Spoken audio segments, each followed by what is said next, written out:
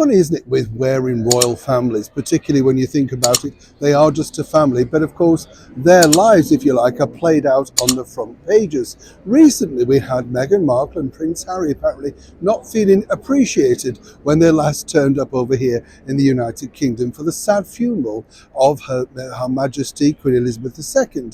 Now one might suggest that His Majesty the King, King Charles, had other things on his mind. Perhaps, of course, other family members too were very much in the grieving process, so didn't necessarily think to rush, hug, cuddle, whatever you want to call it, the two fugitives, as some people might suggest they are, Harry and Meghan, after given what they'd said, done, and have continued to do. So you can understand exactly how these things play out.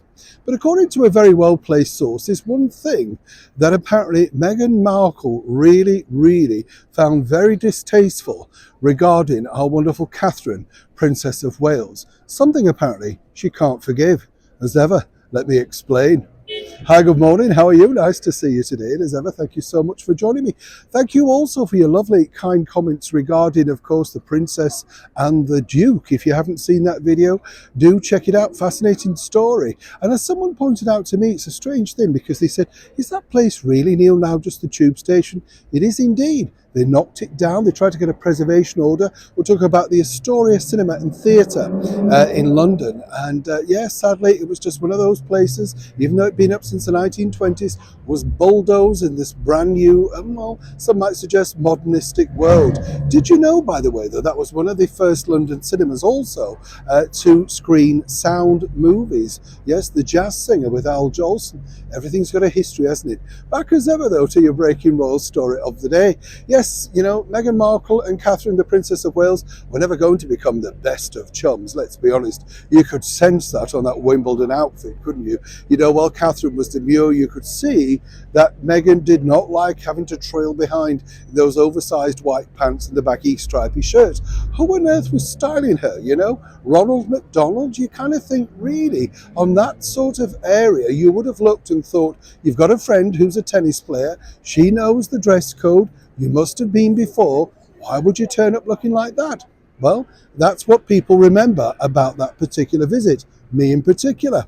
What was fascinating, though, is, as we know, there was simply no friendship developed between Catherine and Meghan, simply because two different women from two different backgrounds. No chance really of getting on, no matter how much the media wished to force it upon them. What was interesting, though, according to a very well-placed source, was simply this.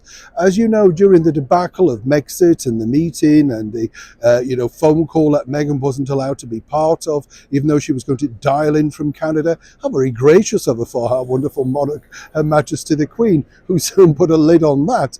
But it was this comment that now has really resurfaced in Meghan's mind, according to a very well-placed source, and as ever, allegedly, that she can't forgive Catherine for.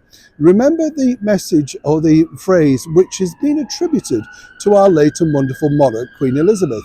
Recollections may vary. Now, no, recollections varied, but that particular statement came from Catherine, the Princess of Wales. And once Meghan found that out, she literally exploded because she felt, of all people, being a little bit younger and understanding apparently about what she and Harry had gone through, that there should have been a little bit more empathy, warmth and kindness.